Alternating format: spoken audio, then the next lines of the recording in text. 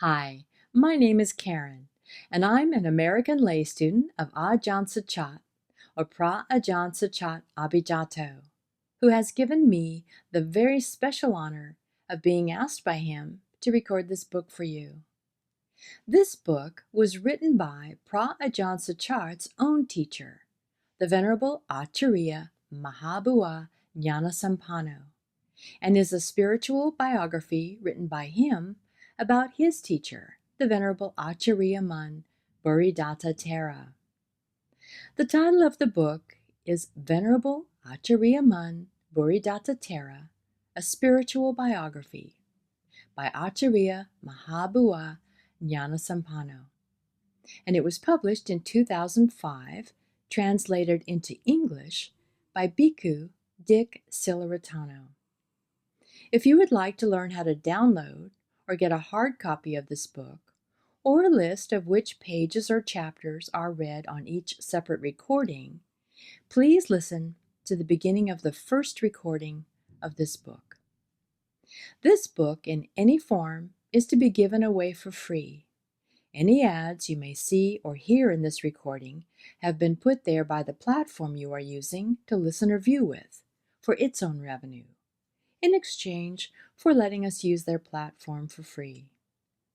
Please forgive me for any mispronunciations of names, places, or words, as I'm still learning how to pronounce Thai and Pali, and for any background noises, as I'm just making these recordings in my apartment with an unruly dog and in the middle of a city. And we are resuming today on page 10, paragraph 2. During Acariya Mun's early years as a wandering monk, people showed little interest in the practice of kammatthana meditation. Many regarded it as something strange, even alien to Buddhism, having no legitimate place in the life of a monk. Back then, a Dhutanga monk walking in the distance on the far side of a field was enough to send country folk into a panic. Being fearful, those still close to the village quickly ran home. Those walking near the forest ran into the thick foliage to hide, being too scared to stand their ground or greet the monks. Thus Dhutanga monks, wandering in unfamiliar regions during their travels, seldom had a chance to ask the locals for much-needed directions. Women from the countryside often took their small children on excursions into the surrounding hills to pick wild herbs and edible plants, or to fish in outlying ponds. Suddenly spotting a party of Dhutanga monks walking toward them, they would yell to each other in alarm, "Dhamma monks! Dhamma monks are coming!" With that, they threw their baskets and other gear to the ground with a thud and frantically rushed to find a safe hiding place. Their discarded belongings could have been damaged or broken when flung to the ground, but they took no notice. Everyone simply fled into the nearby forest, or if close by, to their village homes.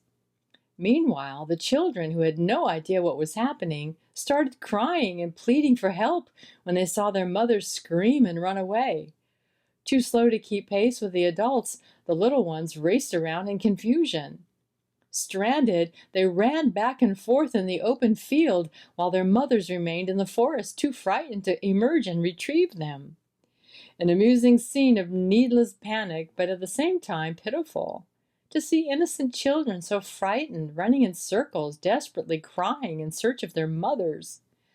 Obviously, the situation didn't look good, so the Dhutanga monks hurried past, lest their prolonged presence provoke even more hysteria. Had they made any attempt to approach the children, the incident might have gotten out of control, with terrified kids frantically scattering in all directions, their shrill screams ringing through the forest.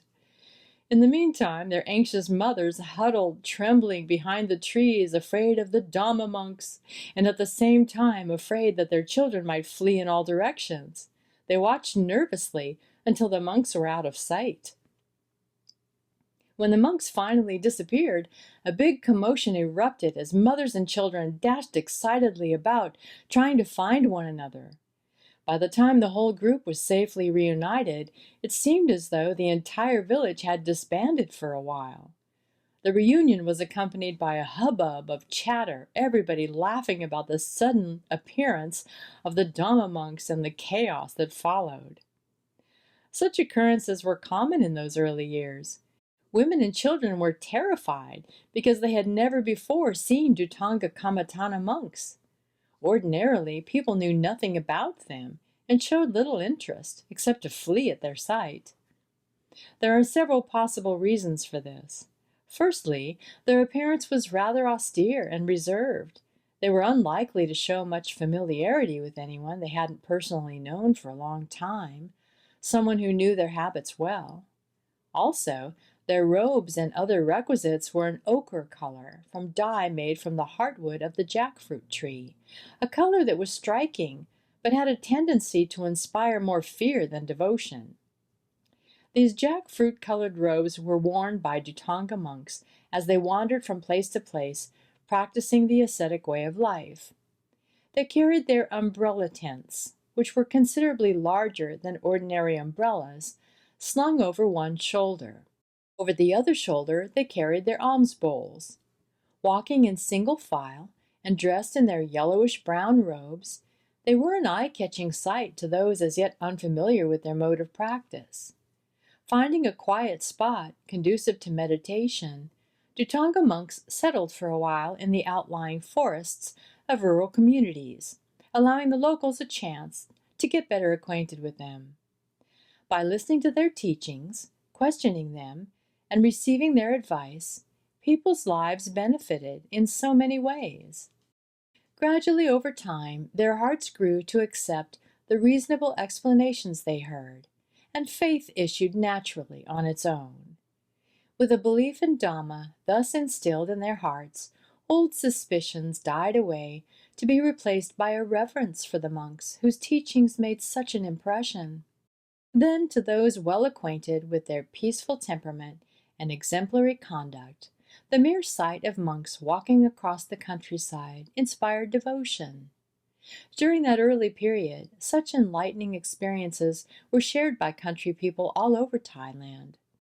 Traveling far and wide and determined to practice correctly for the sake of Dhamma, Dhutanga monks always managed to impress people and to do them great service.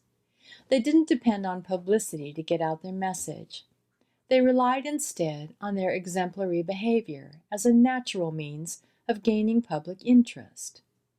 A Dhutanga monk who is concentrated on Dhamma considers wandering in search of seclusion to be an indispensable part of his personal practice. Secluded places offer his mind and body a calm, quiet environment. So it was with Acariya Mun. Each year at the end of the rainy season retreat, he started traveling, hiking through forests and mountains in locales where he found just enough small villages to support his daily alms round. More than any other part of the country, he enjoyed wandering in Thailand's northeast region. Among his favorites were the vast forests and mountain ranges in the provinces of Nakhon, Panom, Sakon Nakhon, Udon Thani, Nong Khai, Loi, and Lam Sak, or on the Laotian side of the Mekong River in such places as Ta Kek, Vientiane, and Luang Prabang. Those locations, with their huge tracts of forest and mountainous terrain, were ideally suited to practicing the ascetic way of life. Wherever he was, whatever the time of day, Acariya Mun's primary focus remained the same, working tirelessly to improve his meditation practice. He knew that this was his most important task in life. By nature, he disliked involvement in monastic building projects. He preferred to concentrate exclusively on the inner work of meditative development. He avoided socializing with fellow monks and remained aloof from civil society, much preferring life alone, a style of living that allowed him the freedom to focus all his attention and energy on one main task, transcending dukkha. Earnestness and sincerity characterized everything he did. Never deceiving himself, he never misled others. The incredible energy, endurance, and circumspection that he put into his practice were truly amazing. Qualities such as these helped to ensure that samadhi and wisdom steadily progressed, never showing any signs of decline. Since the day he first discovered body contemplation to be the right method for the preliminary work of meditation, he kept that contemplation always in mind, assiduously maintaining that method, repeatedly investigating his body over and over again. He became very skilled at mentally dissecting the various body parts, large and small, and then breaking them apart with wisdom. Eventually, he could dissect his entire body at will and then reduce the whole lot to its constituent elements. Through perseverance, Acariya Mun steadily and increasingly attained more peaceful and calmer states of mind. He wandered through forests and over mountains, stopping at suitable locations to intensify his practice. But never did he relax the persistent effort he put into all his activities, whether walking for alms, sweeping the grounds, washing a spittoon, sewing or dyeing his robes, eating a meal, or simply stretching his legs. He was aware of striving to perfect himself at every waking moment and in all activities without exception. Only when the time came to sleep did he relent. Even then, he resolved to get up immediately without hesitation as soon as he awoke. He made sure that this habit became ingrained in his character. The moment he was conscious of being awake, he rose quickly, washed his face, and resumed his meditation practice. If he still felt sleepy, he refused to sit in meditation right away for fear of nodding off to sleep again. Instead, he practiced walking meditation, striding back and forth to dispel the drowsiness that threatened to overtake him at the slightest lapse in vigilance. If walking slowly proved ineffective, he sought to invigorate himself by quickening his pace. Only when all drowsiness disappeared and he began to feel tired did he leave his meditation track to sit down to continue meditating until dawn. Shortly after dawn, he prepared to go on his alms round. Wearing his lower robe, placing his under and upper robes together and wrapped about him, his alms bowl hanging from his shoulder by a strap, he walked to the nearest village in a self-composed manner, careful to maintain mindfulness the entire way. Considering his hike to and from the village a form of walking meditation, he focused his attention inward every step of the way, ensuring that his mind did not venture out to become involved with any emotionally charged sense object along the route. Returning to his campsite or the monastery where he resided, he arranged the food he had received in his alms bowl. As a matter of principle, he ate only the food he was offered in the village, refusing to accept any food brought to him afterward. Only much later, in his very old age, did he relax this practice somewhat, agreeing to accept food that the faithful offered him in the monastery. During his early years, he ate only the food he had received in his alms bowl. With everything to be eaten placed in the bowl, he sat contemplating the true purpose of the food he was about to eat as a means of dousing the inner fires of hell, that is to say, any craving for food that might arise due to hunger. Otherwise, the mind might succumb to the power of craving and indulge in the fine taste of food, when in fact it should be reflecting on food's essential qualities. How all food, being simply a composition of gross elements, is inherently disgusting by its very nature.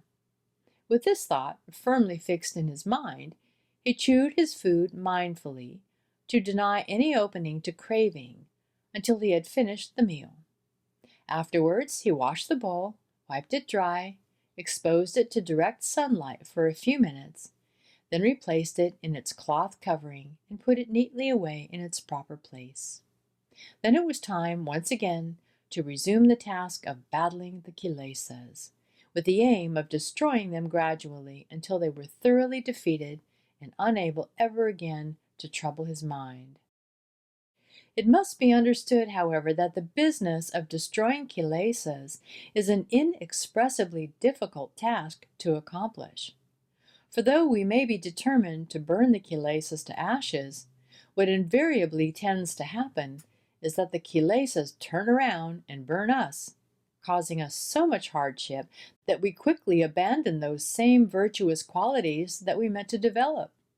We clearly see this negative impact and want to get rid of the kilesas, but then we undermine our noble purpose by failing to act decisively against them, fearing that the difficulties of such action will prove too painful. Unopposed, the kilesas become lord masters of our hearts, pushing their way in and claiming our hearts as their exclusive domain. Sadly, very few people in this world possess the knowledge and understanding to counteract these defilements. Hence, living beings throughout the three worlds of existence are forever surrendering to their dominance. Only the Lord Buddha discovered the way to completely cleanse his heart of them. Never again did they defeat him. After achieving that comprehensive victory, the Lord Buddha compassionately turned his attention to teaching the way, proclaiming the Dhamma to his disciples, and inspiring them to resolutely follow the same noble path that he had taken. Practicing thus, they were able to emulate his supreme achievement, reaching the very end of the noble path, the highest attainment, Nibbana. Dealing the all-powerful kilesas a fatal blow, these noble individuals eradicated them from their hearts forever. Having extinguished their kilesas, they became those arahant disciples that people the world over have worshipped with such devotion ever since. Acariya Mun was another noble individual, following in the footsteps of the Lord Buddha. He truly possessed unshakable faith and uncompromising resolve. He didn't merely talk about them. When the morning meal was over, he immediately entered the forest to begin walking meditation in those peaceful surroundings that were so conducive to calm and inner happiness. First walking, later sitting, he pursued his meditation until he felt the time was right to take a short rest. His strength renewed, he resumed his attack on the kilesas, creators of the endless cycle of existence. With such determination and steadfast application to the task, the kilesas were never given reason to scoff at Acariya Mun's efforts. While practicing samadhi intensively, he also worked tirelessly to develop insight, his wisdom revolving relentlessly around whatever object he was investigating. In that way, samadhi and vipassana were developed in tandem, neither one lagging behind the other, and his heart remained peaceful and contented in his practice. Still, periods of slow progress were inevitable, for he had no one to advise him when he got stuck. Often he spent many days working his way through a specific problem, painstakingly figuring out the solution for himself. He was obliged to exhaustively investigate these stumbling blocks in his practice, examining every facet carefully because they were a hindrance to his progress and also potentially dangerous.